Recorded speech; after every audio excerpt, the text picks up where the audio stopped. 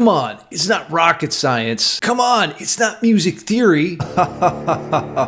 Is music theory really rocket science? Maybe you clicked on this video because you're frustrated with your lack of progress in music. Perhaps you're struggling to articulate the sounds in your head. Maybe you just don't feel inspired anymore. Where do you start? What do you focus on to improve? I got some good news for you because in this video, I'm gonna unlock your creativity with the 9 levels of music theory. We'll cover the guitar fretboard, intervals, scales, chords, keys, melody, harmony, rhythm, and even how to read music. Now you can gain access to all of my tabs, courses, and Discord for free. Just hit the Patreon link in the description below.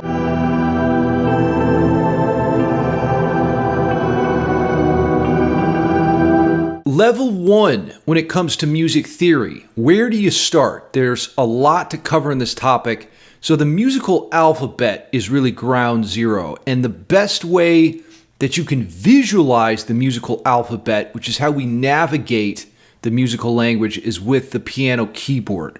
So here you can see we have the notes C, D, E, F, G, A, and B. That's it. There's no H note or Z.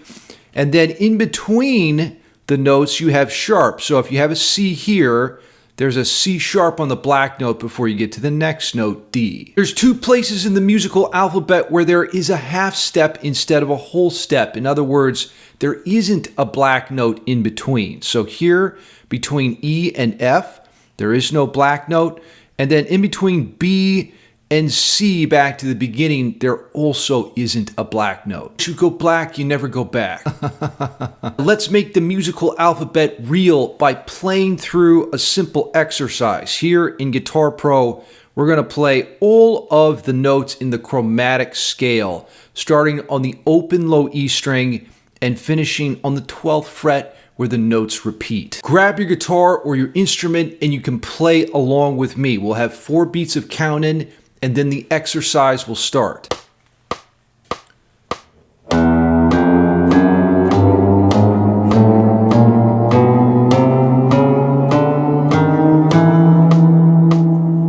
Now let's talk about enharmonic equivalence. This is a scary term, but it's really not that complicated. All that means is that you can have 2 ways to label the same note. So here we have C sharp, but that can also be thought of as D flat. Depends on if you're coming up from C, that's considered C sharp, so if you're ascending.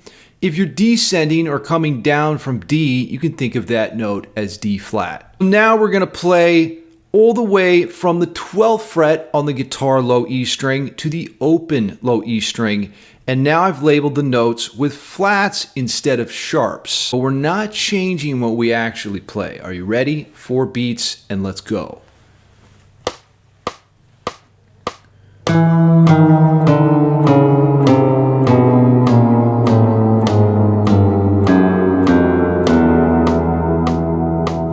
Okay, are you breaking a mental sweat with your mind yet? Level 2, when it comes to music theory, is intervals. Now, what is an interval? Well, it's simply the distance between 2 notes. This is an interval. This is not an interval because it has more than 2 notes. Best way to learn intervals is to associate each one with a popular song. The minor second is the first interval that we have. That is the smallest distance possible, 1/2 step on the guitar. Metallica's Wherever I May Roam contains a minor second.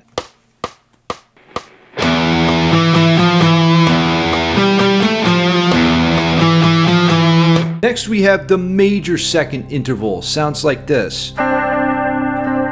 This is the distance of 2 half steps, and the song that we can use to remember this one is Breaking the Law by Judas Priest.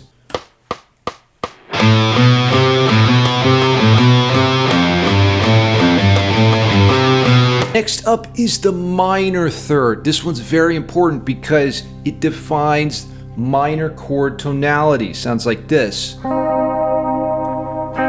And here we have the distance of 3 half steps. Iron Man by Black Sabbath uses the minor third.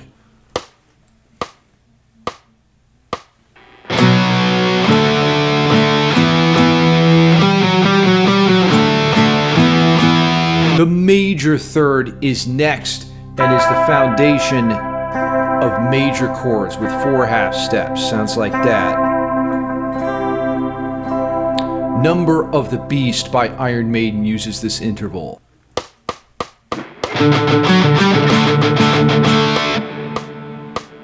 The perfect fourth interval sounds like this, from C to F. You can think of that as Here Comes the Bride, or a much cooler option would be Fear of the Dark by Iron Maiden.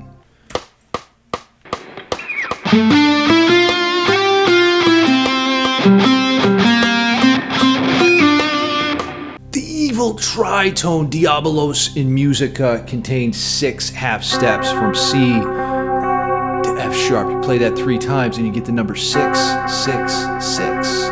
Black Sabbath's Black Sabbath uses this interval.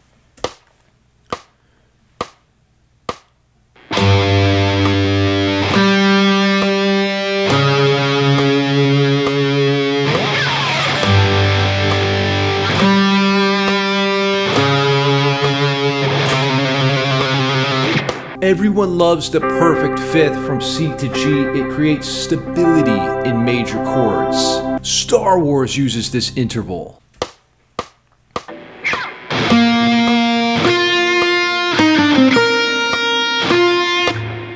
Oh, Shred, my brain hurts. Hang in there. We're almost done with intervals. The minor sixth is so cool. It's got that sad sound, and Crazy Train by Ozzy Osbourne uses this interval.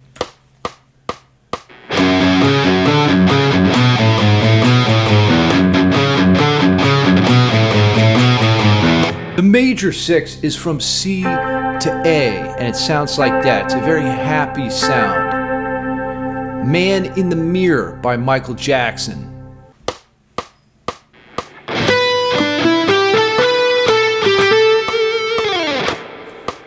Minor seventh interval is from C to B flat, an absolutely magical sound. Man in the Box by Alice in Chains.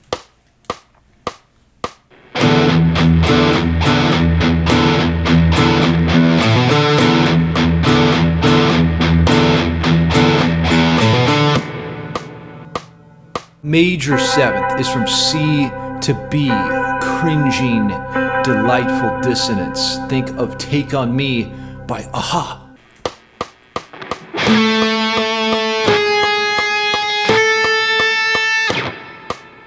We've completed our intervallic journey and arrived back at the octave, C to C, 12 half steps.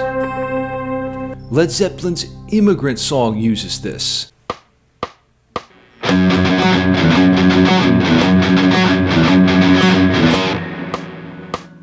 You've earned a much-deserved brain break. This segment is sponsored by Patreon, where you can get all of my tabs, courses, lessons, and Discord access. Now let's hit some push-ups.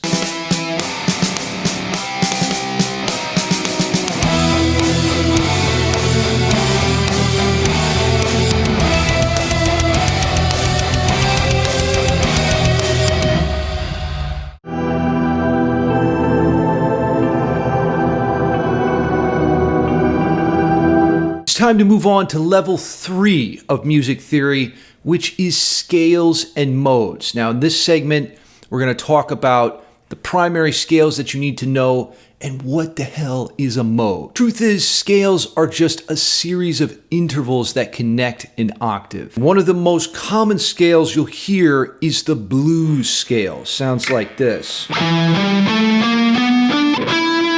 Think of Metallica's Sad But True to hear this scale in action.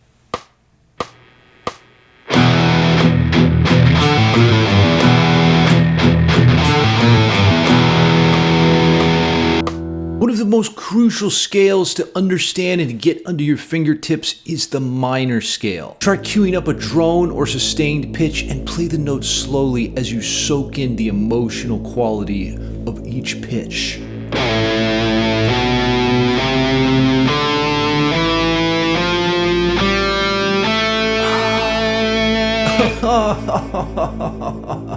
I always cry when I play minor scales. A harmonic minor scale is just like the minor scale, but with a raised 7th degree. Here it comes. It's very classical sounding. A good example is Metallica's Orion.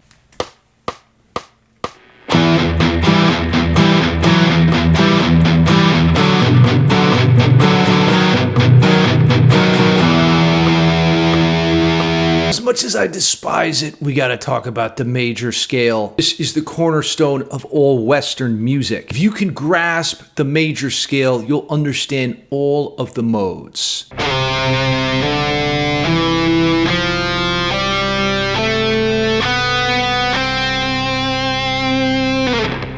Tom Petty's Free Falling uses the major scale.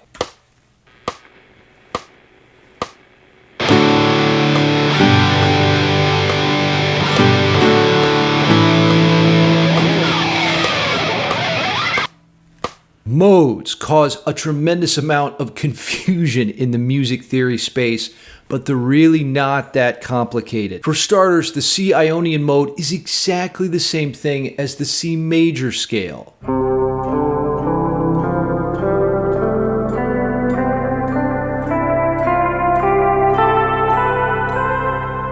For an example, here's U2's With or Without You.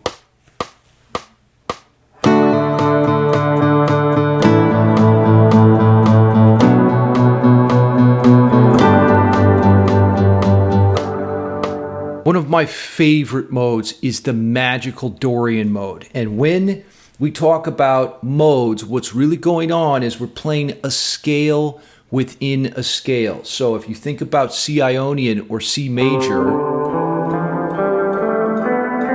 all a mode is when you start on a different degree of that same scale. So Dorian doesn't change any of the notes. It just starts on degree number 2. So if this is C major, Dorian doesn't start on degree 1, it starts on degree 2, and it plays the same notes. So if we go to Phrygian, start on the 3rd degree, but play the same notes in C major. Lydian, start on the 4th degree, play the same notes as C major. That's all a mode is. I love the chord in Shine On You Crazy Diamond by Pink Floyd because it's a perfect snapshot of the Dorian mode.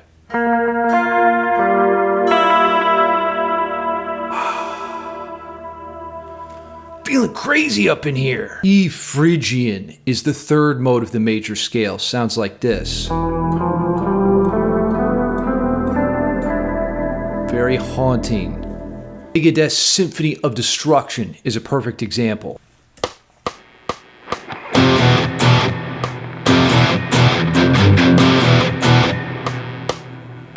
F Lydian is pure magic. Listen to this.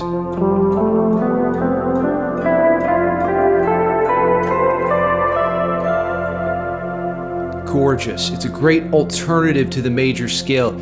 If you're sick of all the happiness, enjoy. Tom Petty's Here Comes My Girl actually uses the Lydian mode. Here we go.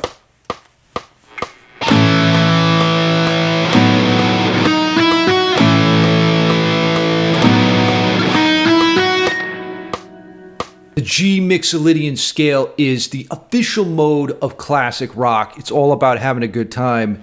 Here's how it sounds.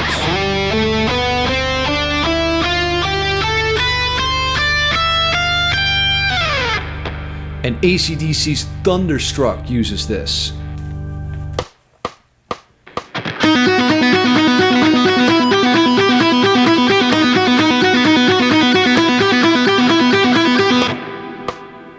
The iconic Aeolian mode is next, and this is just the exact same thing as the minor scale.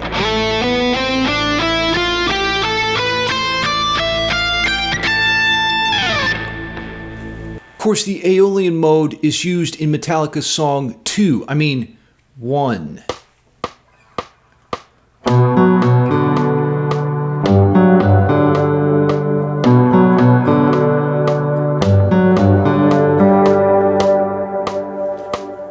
The B Locrian mode is creepy as hell. Check this out.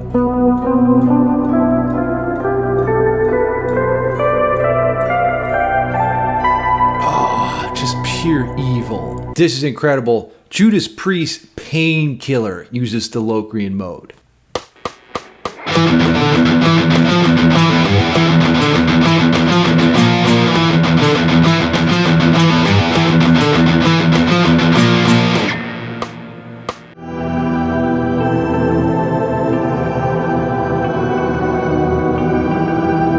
Level 4 in our music theory journey is chords. Now, chords are my favorite aspect of music theory because they contain more emotional data than any other aspect. And what is a chord? Well, it's not an interval, it's not 2 notes, it's 3 or more notes at a time. A good way to get started with chords is to learn a major chord that I have highlighted here. So that is C, E, and G, and we refer to those pitches as the 1, 3, and the 5. Here are all those notes played together, and you get C major, C, E, and G. Flat the 3rd degree, or the middle note, to get a minor chord, so from C major to C minor. To make a diminished chord, take a minor chord and flat the 5th, or lower it 1/2 step. And finally, you can make an augmented chord by taking a major chord and raising the 5th 1/2 step.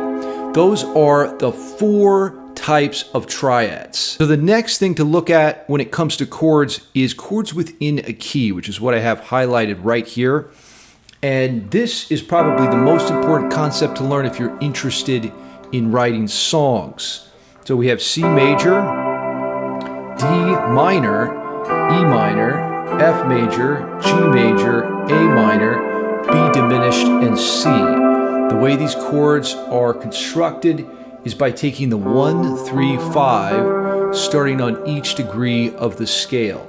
So that's the 1st degree of the scale, D is the 2nd degree, and then you take the 1, 3, 5 of D, and you get D minor, and so on and so forth. Now, Lord knows you've earned a much needed brain break. Get all of my tabs, courses, Discord access at Patreon, link in description below. Do some side laterals for those shoulders.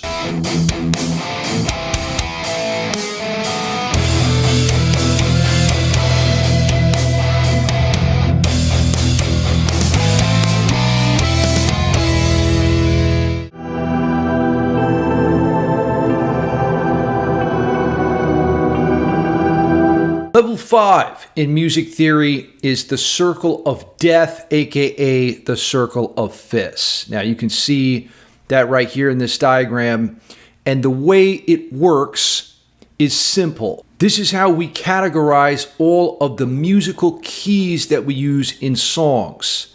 And it starts here at 12 o'clock on the circle with the key of C. The key of C has no sharps or flats, thank God. The smaller key below represents the relative minor. So C major and A minor contain the same notes. And the way that you find the relative minor from the major is to go down a minor third from the root. So if we're on the note C, we're in the C major scale, go down 3 frets, 1, 2, 3. And you'll be at the minor or the relative minor key. Now, it's called the circle of fifths because there's a fifth in between each key. So from C to G is a fifth. C, D, E, F, and G. And it keeps going in that succession clockwise. So from G to D is another fifth.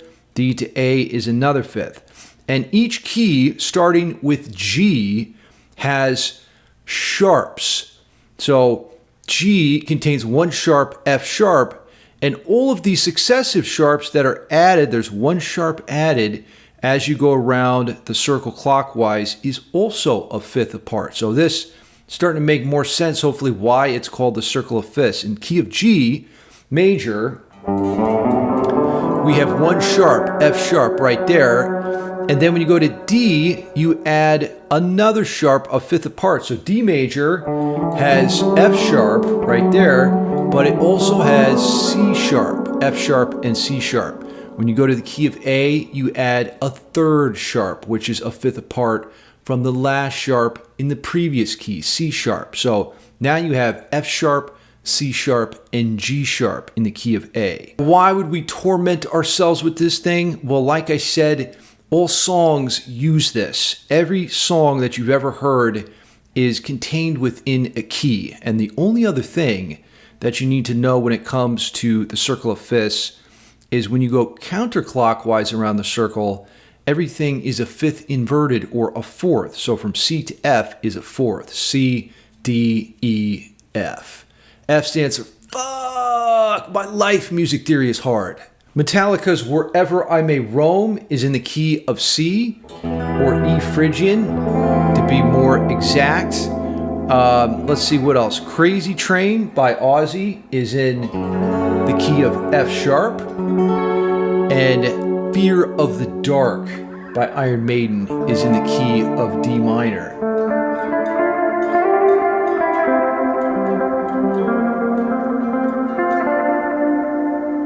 Now, if this feels like a lot of information and you're not really soaking it in, check out my Patreon page. I go into way more depth. I've got hours and hours of course content that go deep into music theory.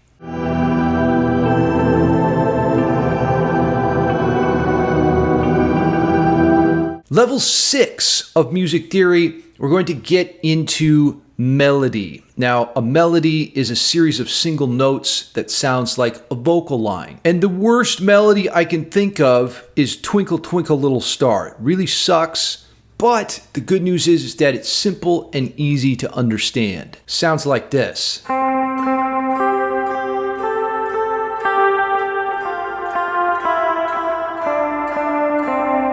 Now is where things get really fun, because harmony is when you put notes behind a melody and give it an emotional depth. Twinkle Twinkle Little Star could be really boring. Use the regular chords like C and G and F.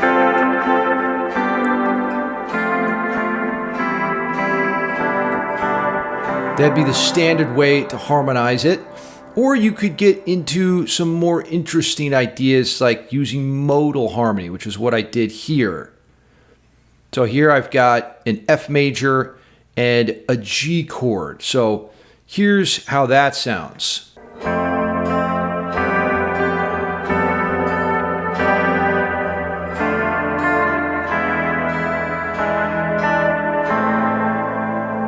Even something as boring and vanilla as Twinkle Twinkle Little Star can be very exotic or interesting with the right harmonization or chords. Now let's give that brain a break. This segment is sponsored by Patreon. Check out my link below in the description. You can join for free to get all of my tabs and courses. Now let's get those guns jacked and hit some curls.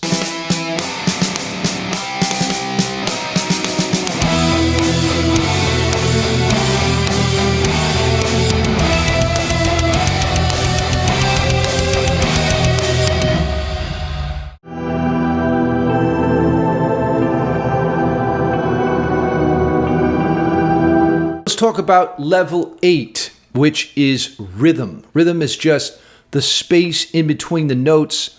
And here before me, I have some primary rhythms that you have to get down. It's really not that many.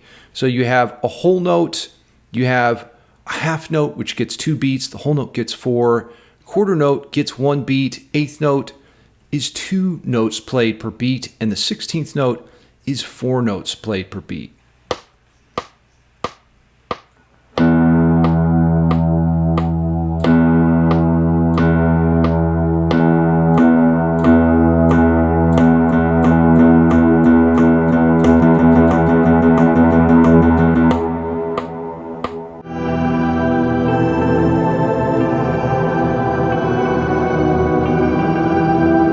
Now, congratulations, because you have made it to the last level of music theory, which is level 9. And this is where most guitarists quit. I'm talking about how to read music. Now, why would you want to learn to read music is the question, right? And the answer is to absorb ideas within music, especially ideas that are outside of the guitar repertoire. A lot more musical data that's in standard notation.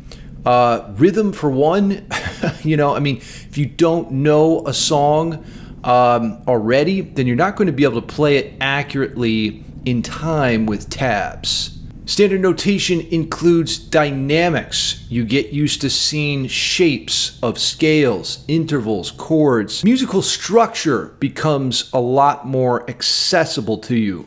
Musical keys, you can see what key something is going to be in instead of just having to guess at the numbers and the frets. You can see how melody, harmony, and rhythm all function together and support one another. Now, the good news is it's not that hard to learn how to read music. So you start on the bottom here with the lines on the spaces. And there's an acronym that you can remember here. Every good boy deserves fudge. I don't know if that's necessarily true, but it does work to remember the notes. So you have an E on the lowest line, middle line is G, B, D, and F, which stands for fudge. Now the spaces on the staff are F, A, C, and E. This is F, this is A, that's C, and that's E. And you can remember that by just thinking face. So the notes on the spaces there spell the word face. Now that, of course, is a lot of information to absorb all at once. So what you want to do is practice with reading exercises. So I've included one simple exercise here that we can read through. Before you read a piece of music, you want to gather the main idea. Look at the general shape. Where does it start? Okay, it starts on E, at the bottom of the staff. What's the highest note that we get to? C, up there. Okay, good to know. And then everything else is going to fall in between those two extremes. Also, look at the rhythm. What kind of rhythms do we have? We have almost all quarter notes except for 2 half notes. When you feel ready, go ahead and start a metronome so that you have a reference to time and give it a shot.